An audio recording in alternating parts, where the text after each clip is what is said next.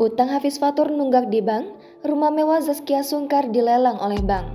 Zaskia Sungkar dan Irwansyah sedang mengalami masalah penipuan yang dilakukan oleh sang adik Hafiz Fatur. Tanpa seizin kakaknya, Hafiz Fatur menjadikan beberapa aset seperti rumah dan mobil sebagai jaminan untuk peminjaman uang di bank. Lantaran tak kunjung dibayar, akhirnya beberapa aset Irwansyah disita oleh bank. Zaskia Sungkar mengaku marah saat tahu mobil yang dijadikan jaminan adik iparnya tersebut tanpa sepengetahuannya dan Irwan. Lebih lanjut, Zaskia mengatakan kalau mobil Alphard yang kini disita pihak bank dari hasil beli melalui Hafiz sebagai perantara. Dia tertarik membeli mobil itu lantaran bisa dicicil sebanyak 2 kali tanpa riba. Setelah angsuran pertama sekitar 700 juta rupiah lebih, istri Irwansyah mulai curiga ketika dirinya mau membayar angsuran keduanya, sebab ingin melunasi cicilan tersebut untuk bisa mendapatkan surat BPKB. Akibat kasus ini, asetnya ada yang disita.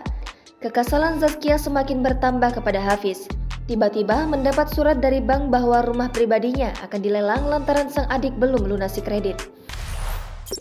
Jangan lupa subscribe, share, komen, dan like ya!